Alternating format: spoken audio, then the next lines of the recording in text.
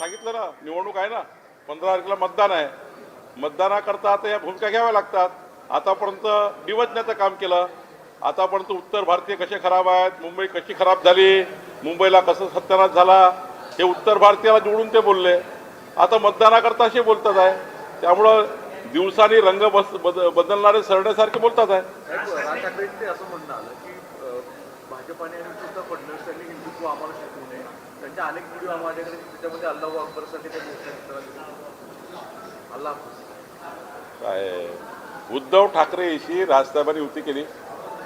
मला राजसाहेबांना एवढंच सांगायचं आहे नम्रपणे, धाराशिवमध्ये लोकसभेच्या निवडणुकीचे उमेदवार ओमराजे जिंकल्यावर, नाशिकमध्ये खासदाराचे उद्धव ठाकरेचे उमेदवार जिंकले लोकसभेचे, या सर्व ठिकाणी पाकिस्तानचे झेंडे फडकवण्याचं काम रॅलीमध्ये झालं आहे, रॅलीमध्ये. आणि त्यामुळे राजसाहेबांनी पहिले उद्धवजीला विचारावं. राहिला प्रश्न देवेंद्रजीचा, देवेंद्रजी कधी जात धर्म पंथाच्या आधारावर राजकारण करत नाही. देवेंद्रजी कधी हिंदुत्वाची कॉम्प्रोमाइज करत नाही, भगव्या ध्वजाच्या विचाराची कॉम्प्रोमाइज करत नाही. हिंदू हृदय सम्राट बाळासाहेब ठाकरेंच्या विचाराशी देवेंद्रजींनी कधी कॉम्प्रोमाइज केलं नाही. उलट माझ्याकडे अनेक उदाहरणं आहेत. हिंदू हृदय सम्राट बाळासाहेब ठाकरेजींना जे पटलं नाही ते उद्धवजींनी नेमकं केलं. माझ्याकडे 1000 उदाहरणं आहेत.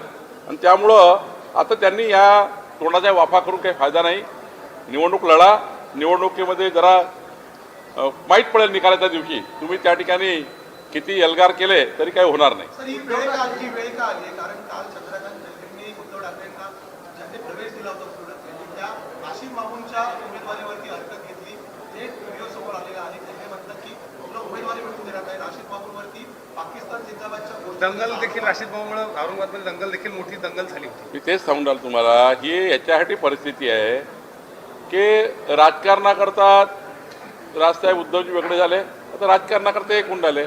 जेव्हा राजकीय अस्तित्व पायाखालची जमीन पूर्ण गेली, विधानसभेमध्ये प्रचंड नुकसान झालं, हिंदुत्वाच्या त्या ठिकाणी विचाराशी संगनमत, त्या ठिकाणी विचाराशी त्या ठिकाणी खेळ काढण्याचं काम, हिंदुत्वाच्या विचाराला खेळण्याचं काम उद्धवजींनी केलं. जनतेने त्याला सोडलं. आता नगरपालिकेमध्ये उबाटाचे बघा काय लोक आले, 8-10 लोक आले आहेत. त्यांना उबाटा लोकांना, एवढे मोठे राज्याचे मुख्यमंत्री असलेले एवढे मोठे शिवसेनेचे नेते आहेत उद्धवजी, 8 लोक निवडून आले. माणसं लढवायला नाही आहेत. उरले सुरले शिंदे साहेबांनी घेऊन टाकले. शिंदे साहेबाकडे लोक चालले. शिंदे साहेबांना जे आता बहुमत मिळालं ना, म्हणजे चांगले नगराध्यक्ष मिळाले, सर्व उबाटाचे लोक शिंदे साहेबाकडे लढले. ते सांभाळायला पाहिजे त्यांनी. गावागावातले माणसं सोडून चालले उद्धवजींना. ते कोणी सांभाळायला तयार नाही आहे. 2.5 वर्ष मुख्यमंत्री असताना तुम्ही बघितलं, एक कार्यकर्ता सांभाळायला तयार नाही. कशाला लोक थांबतील? आणि मुंबईमध्ये हीच परिस्थिती आहे. आता मी तर म्हटलं इंडिया आघाडीचे सर्व आणले पाहिजे त्यांनी. एकदा पुन्हा हात वर करून एल्गार केला पाहिजे. तर काही जमलं तर जमलं, असं जमणारच नाही आहे. किंचित किंचित किंचित किंचित होणार आहे. नगरपालिकेला जी परिस्थिती होती ती परिस्थिती मुंबई महानगरपालिकेत राहील. या पत्रकार परिषदेच्या वेळेस आहे तिथे ताता युतीचे पोस्टर घेऊन आले होते आणि त्याला दाढी आणि टिळा लावल्याचं पाहायला मिळालं. बघा, ताता युतीचं एक पोस्टर त्या ठिकाणी घेऊन आलेले होते. कसं बघताय सगळं? दाढी आणि टिळा ताता युतीचं संताजी धनाजी सारखे एकनाथ शिंदे त्यांच्या स्वप्नात दिसतात त्यांना.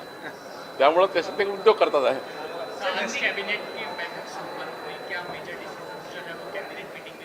नहीं, अनेक निर्णय हुए हैं. ग्राम विकास का भी निर्णय हुआ है, नगर विकास के भी हुए हैं.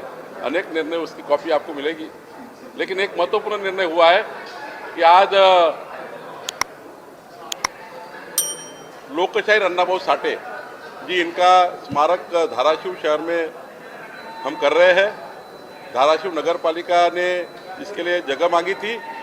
तो आज बिना शुल्क, एक भी पैसा न लेते हुए, सरकार की ज़मीन, 1 एकड़ ज़मीन, हमारे महसूल की ज़मीन, हमारे रेवेन्यू डिपार्टमेंट की ज़मीन, गवर्नमेंट की ज़मीन हमने आज नगर पालिका को दी है, ताकि लोकशाहीर अन्नाभाऊ साठे जी का भव्य पुतला धाराशिव में बने. और धाराशिव में लोकशाहीर अन्नाभाऊ साठे जी की प्रेरणा लेने के लिए लोग वहाँ पर आए. ऐसा हमने स्मारक बनाने के लिए आज एक पैसा भी न लेते हुए नगर पालिका को फ्री में जगह दे दी है। दोनों ठाकरे ब्रदर्स आज साथ में अलायंस का जो है अनाउंसमेंट किया, किस तरह से देखते हैं इस अलायंस को? देखिए, जब पाव के नीचे की जमीन खसक गई है, नगर पालिका चुनाव में आप इतने से हो गए, किंचित हो गए, 8 पे आ गए, 288 में केवल 8, उद्धव जी। यही परिस्थिति मुंबई में होने वाली है, इसलिए उन्होंने ये रास्ता पकड़ा है। तो उनको उनका रास्ता, शुभेच्छा है हमारा उनके लिए, उनको बधाई है ये रास्ते के लिए। लेकिन मुंबई की जनता डेवलपमेंट के लिए वोट देगी। माननीय देवेंद्र फडणवीस जी ने विकसित मुंबई का संकल्प किया है और एक इंटरनेशनल शहर करके मॉडल बनाया है।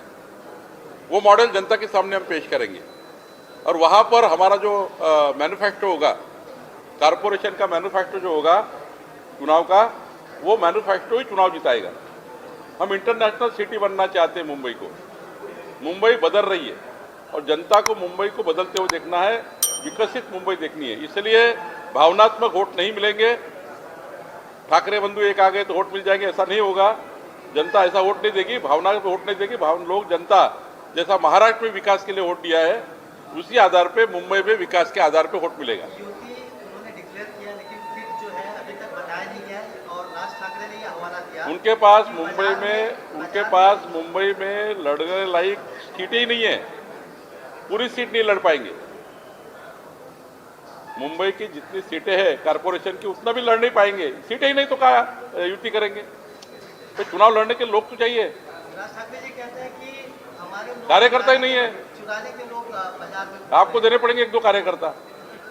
मुंबई यूनिवर्सिटी की रिसर्च सामने आई है। ऐसा कहा जा रहा है कि बांग्लादेशी और रोहिंग्याओं की जिस तरीके से संख्या बढ़ रही है मुंबई की डेमोग्राफी चेंज, आपकी सरकार ने बहुत सारे एक्शन लिए हैं अवैध बांग्लादेशियों पर। एक तरह से कहा जा रहा है कि हिंदुओं की संख्या मुंबई में कम होगी। तो इस पूरे प्रकरण में आपका क्या पक्ष है? बांग्लादेशी जो मुंबई और महाराष्ट्र में घुसपैठ करके बैठे हैं, उनको पूरी मुंबई से और महाराष्ट्र से निकालने का प्लान देवेंद्र फडणवीस जी ने किया है, कर रहे हैं। गृह खाता, होम डिपार्टमेंट काम कर रहा है, सेंट्रल का हमारा डिपार्टमेंट काम कर रहा है। हमारा रेवेन्यू डिपार्टमेंट जितना भी झूठे प्रमाण पत्र लिए हैं, आधार कार्ड बोगस बनाकर यहाँ जन्म हुआ, ये हमने सारे जन्म प्रमाण पत्र रद्द कर दिए। हमने सारा होटल लिस्ट में उनका नाम, एसआईआर में होटल लिस्ट में उनका नाम कम होना चाहिए, ये भी हमने डिमांड की है कि एसआईआर में गलत नाम आया, यानी होटल लिस्ट में गलत नाम है, वो भी हमने बोला है। मुंबईचा महापौर हा मराठी सुधारे राज ठाकरे बोलतायत. काय मुंबईचा महापौर हा मराठी सुधारे राज ठाकरे बोलतायत. मराठी मराठी महापौर ना ते उद्धव ठाकरे मात्र असं बोलत दिसत नाहीये. मुंबईचा महापौर भाजपाचा, महायुतीचा, मराठी